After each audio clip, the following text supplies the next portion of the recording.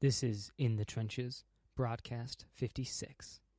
Welcome to In the Trenches, where entrepreneurs, artists, writers, designers, inventors, warriors, and leaders share their stories of doing the hard, creative work that impacts all of our lives.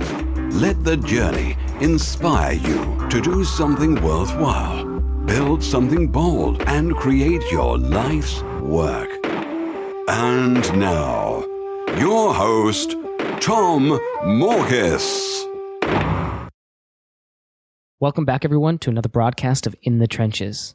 Today's guest is Katrina Tan, who is a freelance filmmaker and designer at zerotheone.com. And today, we'll probably talk about a bunch of different subjects in and around art and creation. But specifically, what I want to focus on is the concept of creating within constraint or within constraints. So if that's a little conceptual, hopefully we'll dig down and make it quite practical. But Katrina, thank you so much for being on the show with us today. Thank you so much for having me. I really appreciate this opportunity to be able to exchange. Yeah, for sure. So tell us a little, that was a quick, really brief bio, but tell us a little bit about yourself and what you're doing right now. All right. Well, so I'm a freelance video maker and designer. I've been doing a lot of workshops as well. I did one online on Skillshare last year, and since then I've been doing also live workshops around Europe. I'm based in Rome, Italy, and I feel like my service is to be able to empower people to use new media tools, video especially, to be able to find their tribe, move their story forward, and make the change that they want to see in the world. And yeah. So tell us a little bit about what you do on a daily basis when it comes to, say, film, film production and the art that you create.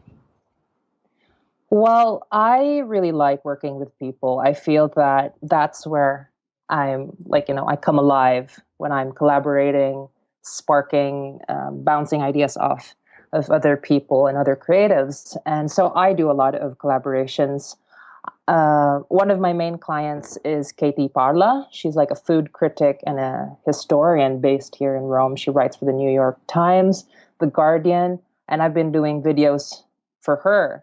And she and other people who I've been collaborating with both agree that if you really want to push your story, make your vision realized in the world, and especially online, video is one of the most powerful tools to communicate that and to make that impression in a short period of time. And my goal is really to help spread that word out, help empower people to get to use it and to communicate more meaningful stories. On a daily basis, I guess I spend a lot of time either I shoot outside, I schedule appointments, that's kind of like my life day to day. Editing on the computer. My social media, I love to be on Instagram, very visual. So in a way, like the video, the visual photography, video is like the house of all of this variety of ways to express yourself. And that's why I'm using video, because at the beginning, I was really a visual artist. I was a painter, and then I went to do mixed media. And then eventually I discovered photography and then film. And I realized, on film, you can also do animation. And so suddenly all of these different ways to express yourself was available to me through video. And that's also why it's my favorite media tool to use.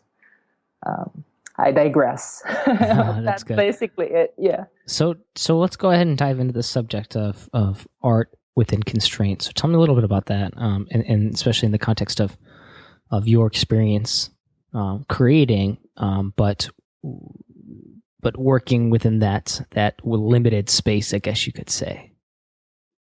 Yeah. Well, I love this subject, also because I've lived it. I come from the south of the Philippines, so in this island called Mindanao, and where I'm from, I come from humble origins. I didn't have a lot of opportunity to explore I wanted to study, for example, art, and I couldn't because it was not available in my hometown. But then it didn't stop me, right? So I kind of, how do I say?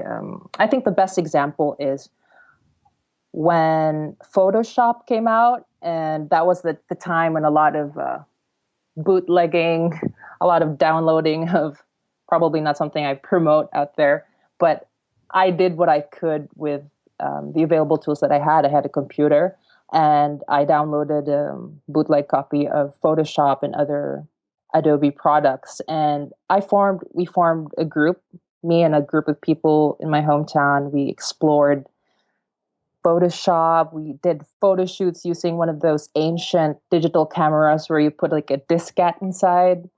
And it was like just creative play and exploration. And I remember that, wow, because of this digital format, suddenly art is like available to everyone all of a sudden. It's like all the many ways you could express creatively. Also, I read this book, and this guy, T.L.A. Triggs, he said in this article called Constraint is a State of Mind, he says, many view constraint as an imposition, as a hindrance, rather than as a catalyst for liberating the process of design. And I also do graphic design, so I was reading this book on design, right? And I thought, that's right. It's really a catalyst for freeing up the process of design. I mean, I realized this only after I started to enter into situations where I had everything that I needed to create something. Suddenly, I would be so blocked because suddenly the options were too many that it would just confuse me. But when I was, for example, living like in a ghetto place in Manila, that's the capital of the Philippines, and I was literally poor and didn't have a lot of options to work. And then I started to teach in this art school, and I had to prove myself, like by using all the available tools that I had. I had that camera using the diskette, and then I used the images that I took with that camera and transformed them into art, and was able to show that, you know, you could innovate with the limited tools that you have. How about another example? Lars von Trier, who's a pretty famous film director and very audacious in his approach, he formed a group of filmmakers who were just very, who basically imposed constraint. I quote, he says, having too much freedom meant a loss of purpose. And by imposing restrictions, we would foster a better clarity of purpose. So I like that. I like the idea that freedom is not necessarily the requisite for creating great things, epic shit, as we like to say. Sometimes the constraint will actually squeeze out the creative juices out of you. And so Lars von Trier, one of his films, for example, is called Breaking the Waves, which is a very moving, very intense film. The whole film, and it won awards, by the way. He shot the whole film handheld. And I think that when you do something like that, especially in film language, it cuts that barrier of formality when you're able to kind of like run and follow your actors and not have to put things on tripods, and just basically changes the way that you tell a story and the way that you can capture your actor in a more authentic fashion.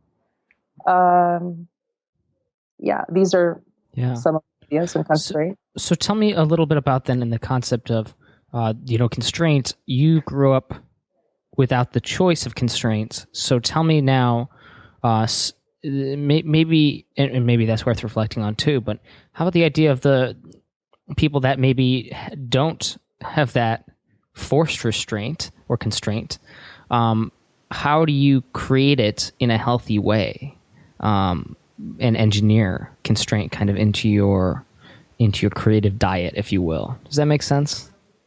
Yeah, you're saying like how can you stage a space like yeah, recreate a constraint in your own creative process. Is that what you're saying? Exactly.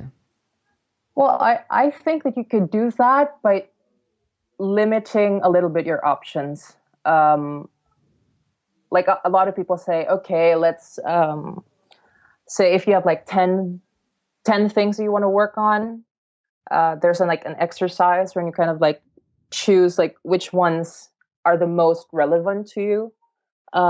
In my idea, for example, when I'm trying to communicate a video story, I try to zone in on the top 3 things that I really want to communicate. Say, if it's a video portrait, which is usually what I do, I've that term video portrait. It's like a portrait of someone. Instead, it's moving and it's somebody's story.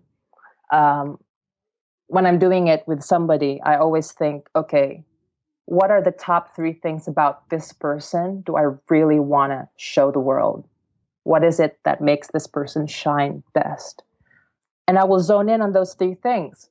And sometimes they're not things that would normally make sense. Sometimes it would be, well, you know what? There's something about the way this person stutters, or there's something about the way they walk, or there's just 3 key things that would then kind of tinge or color or steep the whole film and into its richness.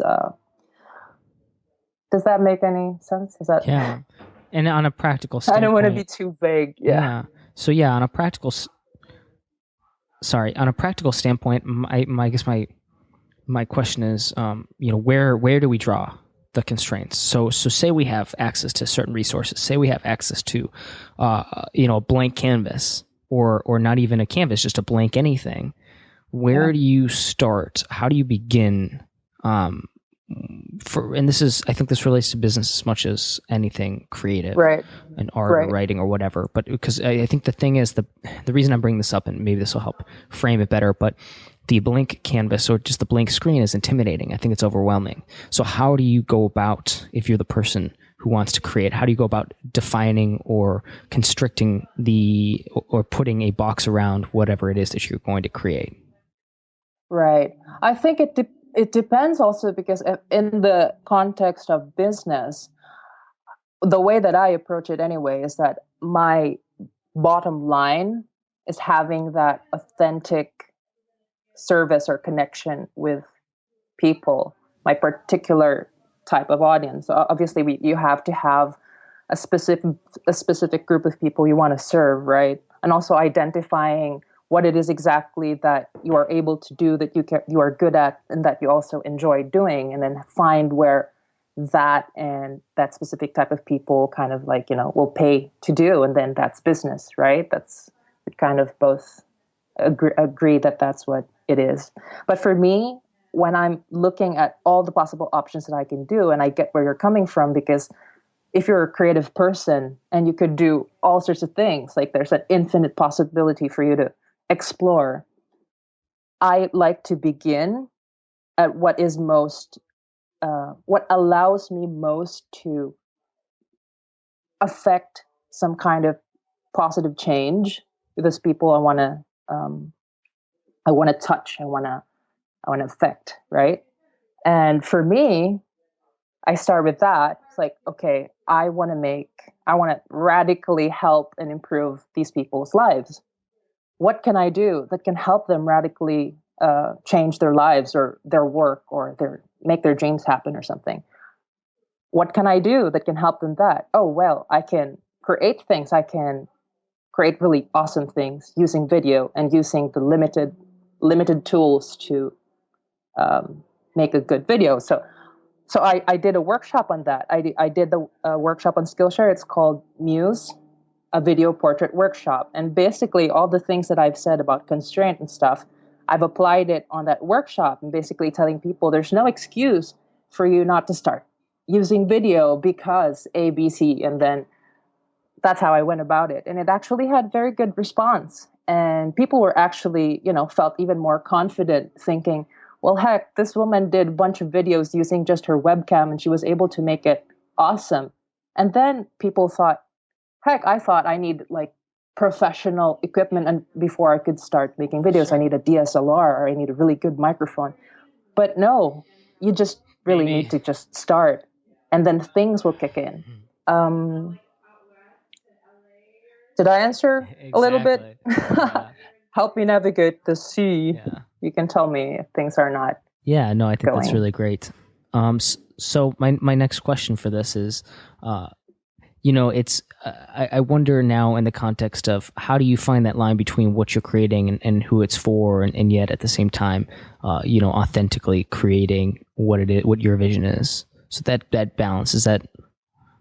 That when it comes to the creative form. So you kind of mentioned, you said you kind of you define those lines based on impact or based on the intended impact. So tell me a little bit more about that and how you judge that. How do you know what's going to resonate or what's going to impact? Well, I first start with my gut instinct. Basically, I also already in my real day-to-day life always try to provoke some kind of creative collaboration with people, friends even. Like just recently I started collaborating with a good friend of mine on an online course. She's a flower designer and I will mention that she's actually had some health problems that have prevented her from practicing her craft as a designer. And then when we had this conversation, a creative idea came into my mind and I thought, hey, you don't actually have to be just like the normal designer, making bouquets or arranging for weddings or whatever. You could do an online course and you don't have to stress your body and inflict more pain.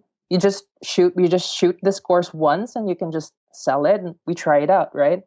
For me, of course, I have all these, I have an immense curiosity about people and an immense need to want to connect and to want to collaborate. And I feel that out of that curiosity and that friendship or conversation that I spark with people, that's where I actually get these ideas to create products. And then we see, right? You have to test it out, and then the feedback will then help you master whatever it is, Yeah, so I'm curious about that too, in the context of, because in the business space, I think, within limits, of course, like testing is a fairly simple process, and it's pretty cut and dry. But when it comes to art, how do you test something? How do you test the impact or test the response of something that you create when doesn't seem to be quite as tangible as, say, something that's like, a product that you can buy or whatever, and you can test out, right? Right. So how do you do that with art? Yeah, with art, well, so far I'd say, because I've been doing less of like art, I've been doing more of like workshops, live workshops, right, and collaborative projects. For me, with that work, art is more difficult, and it depends on the context. Obviously, if we were talking about contemporary art, there's the whole contemporary art scene, and it operates in a different manner than it does with workshops and all of these other things. It's a whole different world, so I'm not going to get into that, but I'll talk to you about my experience of testing with my online and my live workshops. So I've done a bunch of workshops. I did one in Berlin, another in Amsterdam, one in Zeist. Amsterdam and Zeist. So I did a bunch of live, and also in Barcelona, and all of these, and with different audiences too. And the way that I measure how effective I am is really seeing if after what I did, the workshop, seeing if people follow through, if people actually get started. and or if people, express like a real like interest in engaging in the topic that I'm in the workshop, the topic. I'm also still learning. Every time you refine, right? Every time you do it, you get better at it. But for me, I think it's really when what I teach becomes somebody's, people take it on and really integrate it into their life, that it becomes something natural for them. And that, yeah. For example, I think the test with the online workshop I did in Skillshare was that a lot of people actually did a video for their about page. So that was actually kind of like a very like a fast leap forward, because actually the main objective for that workshop was basically to just get people started in making videos. So, and the way that I presented the workshop wasn't just some kind of like technical how to make a video, but basically, hey, have fun with whatever tools you have. Use your smartphones, use your webcam, whatever camera you have. It's going to be fun. We're going to learn a little bit about basic video shooting, and we're going to tell a story in the process. But at the end of it, I'm really like shocked at how people kind of pushed it to the limits and made about me videos. So you just kind of have to really just give it your best. Of course, you have to have that feedback, but at the same time, sometimes it just takes a life of its own, and you just kind of like wonder, how did that go? How did that happen? Just, I don't think there's science to it. Right. Yeah. No, that's interesting. Okay, cool. Well, we're coming up actually to the end point here. So why don't you go ahead and let people know where they can reach out to you and check out some of your workshops and learn more about learn more about you and connect with you and maybe partake in some of your courses. Thanks, Tom. Well, okay. You can find me on zerotheone.com, and everything's on there. You can sign up for my newsletter. That's where I announce all of my different workshops. And then next year, I also plan to launch my first live creative retreat here in Italy. So I would love for you to please follow the progression of this creative exploration. And online workshops as well will be found on there. Thank you so much, Tom, for having. Yeah, no, it's my pleasure. I'm really glad to have you on. It was fun to kind of explore this topic a little bit. So Katrina, thank you so much. And we'll definitely be in touch. I'll make sure to link up everything in the show notes when this goes live. Awesome. All the best to you, man. And that wraps up another broadcast of In the Trenches.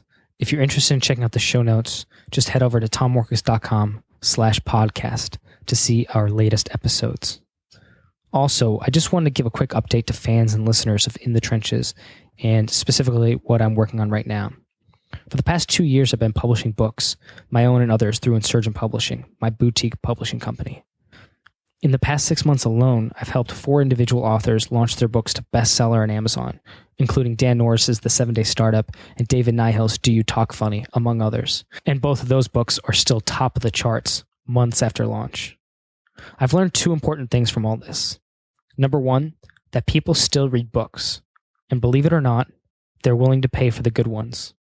And number 2, the $60 billion book industry is only getting bigger, and the barrier to entry is only getting lower, which means access to this market has never been closer to the average writer, blogger, or author.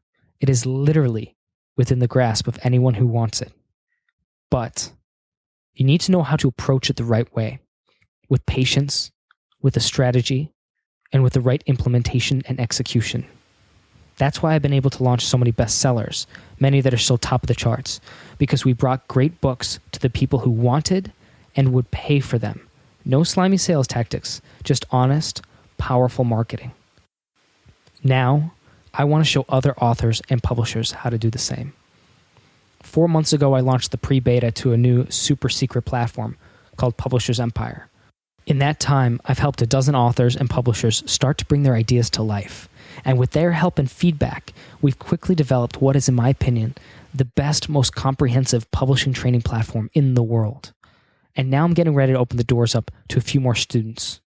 So if you're interested in being part of a tight-knit family of publishers who help and support one another through their writing and publishing projects, if you want access to over 100 HT training videos to take you through the writing and publishing process, if you want access to proven copy and paste book marketing and sales copy, stuff that we've used to launch bestsellers, and if you'd like professional book covers and templates you could plug your own work into and look like a pro in minutes, and if you'd like all of that while getting the chance to be mentored by me, check out publishersempire.com and sign up to be notified when we launch. That's www.publishersempire.com. I hope to see you there. As always, this is Tom Morkus. If you're listening to this, you are the resistance.